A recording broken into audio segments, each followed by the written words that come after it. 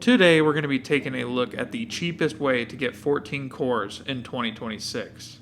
And not only 14 cores, but a motherboard and 16 gigs of DDR4 RAM.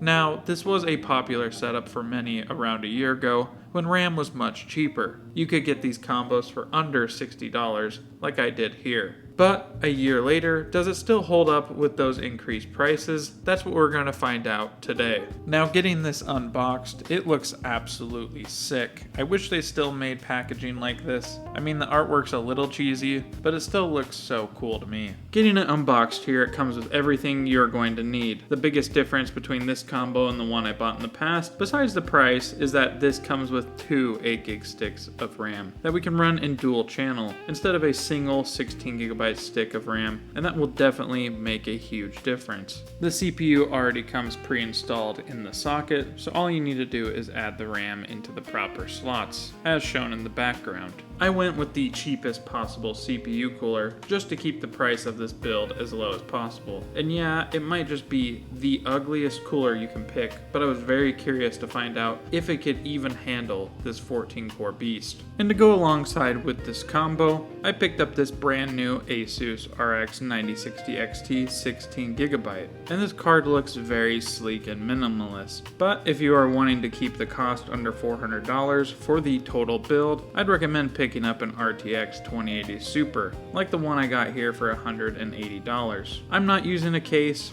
to keep the cost even lower, and you can pair it with the 750 watt PSU and a cheap SSD and easily be under $400 for an extremely solid but very price efficient build. Now again, I'm not using the RTX 2080 Super since I've been wanting to test this RX 9060 XT 16GB, but they're not too far off in raw rasterization. So let's take a look at the complete build and go a little bit more in depth into the specs. For our CPU and the star of the show today, we have the Intel Xeon E5-2680 V4, which is a 14-core, 28-thread server CPU with a 2.4 GHz base clock and a 3.3 GHz boost clock, including 35 megabytes of cache and a 120 watt TDP. For the RAM, we have two 8GB sticks of ECC DDR4 RAM running at 2133 MHz, which should be plenty for a build like this, but more is always better, of course. Now, for the graphics card, we have the RX 9060 XT 16GB, which is built on AMD's RDNA 4 architecture, featuring 2048 stream processors, 32 compute units, 32 ray accelerators, and a boost all the way up to 3.13 GHz. Again, it has 16 gigs of GDDR6 memory, running on a 128-bit bus, and has a TDP of 160 watts. So let's quit the yapping and get straight into the benchmarks and find out just how well this $100 14-core combo does. The first game we'll be taking a look at is Cyberpunk 2077. We have it running here on the Ray Tracing Medium preset at 1080p, which with ray tracing enabled not only stresses the GPU but also the CPU, and I will be having all benchmarks at 1080p to really test the CPU and force it to push as much frames as possible. We finished this benchmark here with a smooth 79 FPS average, which is perfect, so Cyberpunk is totally playable on this 14-core CPU. Next game we'll be taking a look at is Forza Horizon 6, where we have these settings at Ultra plus ray tracing, which gave very nice graphical fidelity at a lower frame rate. And this CPU handled it so well, where we saw an average FPS of 45. So when it comes to Forza Horizon 6, this CPU gets an absolute pass. Now to change things up a bit, we have Counter-Strike 2 running at 1280 by 960, which is a 4:3 aspect ratio and is very common in the competitive scene. We had the settings set to the lowest possible to push as many frames as we can. Unfortunately, we received a very low FPS average of 138. That comes from the low VRAM cache on this CPU. Just looking at the GPU usage tells you everything you need to know. Now, it's not completely unplayable, obviously. It's just if you're wanting to use this for a cheap competitive setup, you'll need to look elsewhere. And I got the same results in Fortnite, just not enough juice in the CPU to support a high frame rate. Getting back to some more standard games to test, we have Fate Keeper running on the Ultra preset, and this game is any PC's worst nightmare. It's very difficult to run, as you can see. We however walked away with an average of 62 FPS, and that FPS metric really depends on whether you are in a more open area or an area with lots of nearby textures to load in, but the CPU handled this game very well, all things considered. Another recently released title is the latest LEGO Batman, which we have running on the Epic preset, and this game is surprisingly difficult to run, and looks very good. We got a playable average FPS of 45, which I'll take any day. There were definitely some stutters, and the frame time results were not very good. I definitely think though the CPU was still affecting the playability, but it wasn't an unbearable experience. And for this title as well, we hit the RAM limit at 16 gigabytes, which could definitely be affecting those results.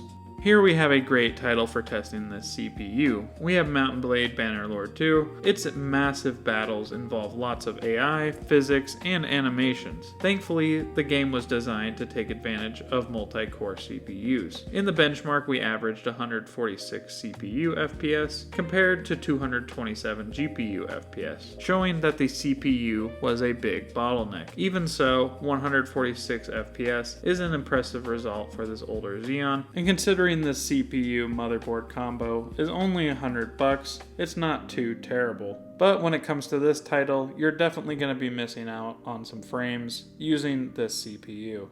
Now, looking at a very well optimized title, we have Arc Raiders here running on the cinematic preset with ray tracing set to high, and we ended up with a respectable 62 FPS average. This game can seemingly run well on any machine, and this is no different. Still can't believe we are running so many games on such an old CPU. It's honestly really cool what these Chinese manufacturers did here. I'm all for reusing old tech, especially when you keep it at these lower prices. Let me know down in the comments what you're using an old Xeon for. Are you gaming on it, or are you using it for a home lab? Here we have Mortal Kombat 1 running on the ultra high graphics preset and ray tracing set to high. Now for this title you are definitely going to want to see 60 FPS, especially if you are wanting to play this competitively. We received an average FPS of 58, which is perfect. Now, last but not least, we have Arma Reforger, one of my favorite titles. And we have the settings set to ultra at 1080p, where we saw a very good average FPS of 63. This game is definitely more heavy on the GPU, but still very CPU intensive. I could totally daily drive this setup and be able to enjoy one of my favorite titles. So Arma Reforger gets a very respectable pass on this PC. In conclusion, I definitely think this setup has a place in the market and would recommend it if you are on a tight budget. A couple downsides for me is that there is really no upgrade path from here, and the system itself is getting more and more dated by the day. Another thing is the power draw of the CPU and its lack of any 3D V cache, which makes sense because it's a server CPU. While it does have plenty of cache, it's spread pretty slim across all cores, which heavily affects games like Counter-Strike and Fortnite. Like I mentioned previously, I could totally use this as my daily driver. It is very quick and responsive for basic tasks, and is great for video rendering and other demanding tasks. It got a single core score of 986 and 8064 in the multi-core score for Geekbench. I'm planning to turn this system into a remote gaming server / Homelab. Let me know if you want to see that build, and also let me know your thoughts on this insane 14-core Xeon. Would you pick this up if you only had $100, or go for something else?